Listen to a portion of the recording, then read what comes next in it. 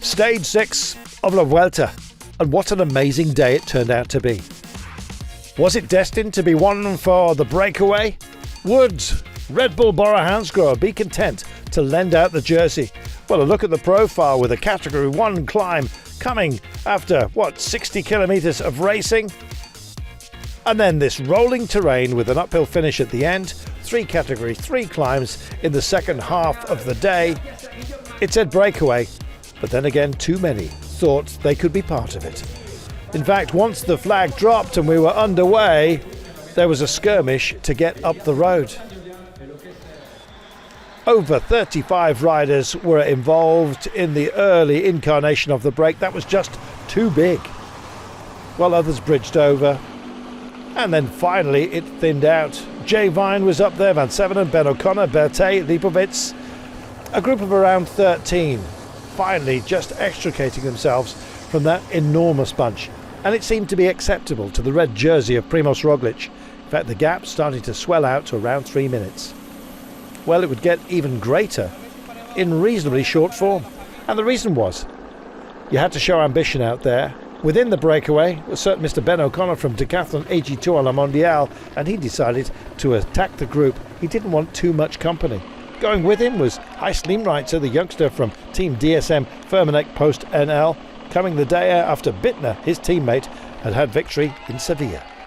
So a lot of belief, and there had to be as well. With 55 kilometres remaining, the pair of them were up there. But indeed, who was sharing the duty? Who wanted to kick on? Ben O'Connor was essentially leading Leemrijtse constantly. Meanwhile, were alarm bells ringing? With 33.6 kilometres to go, UE Team Emirates suddenly decided that they had to come and help out. The man who was helping himself was Ben O'Connor, and the gap to the red jersey group was now 5 minutes and 48, and with just under 28 kilometres to go, Ben O'Connor was finally alone. Movistar, realising that Enric Mas's position was very much under threat, damage limitation for them, it was essentially O'Connor versus the peloton. And the gap was absolutely enormous. Onto the final climb he went, and discussions were being had amongst the pack as to what damage was being done. Well, it didn't matter who was engaged in the chase. O'Connor was equal to it, and by the time the line was looming for him, a big bell was ringing. An alarm bell, I think it's fairer to say. Big Ben brought it home in spectacular fashion.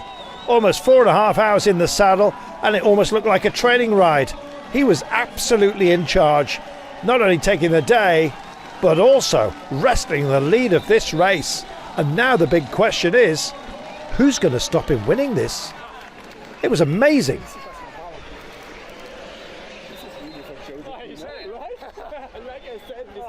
Well, he kept his mind clear. As far as the task was concerned, it was just about the day. Marco Frigo had taken a tumble on one of the descents, trying to close the gap. And the gap was there, an impressive one. Bahrain joined the chase, trying to put the fire out. Leemrijtse sadly went from podium to 6th in almost the blink of an eye. And everyone else were powering home, knowing that potentially every second can count in this race. It may well indeed come down to that time trial in Madrid. A lot of climbing still to be had, plenty of altitude meters today, but the man who climbed them best, you know his name, Ben O'Connor.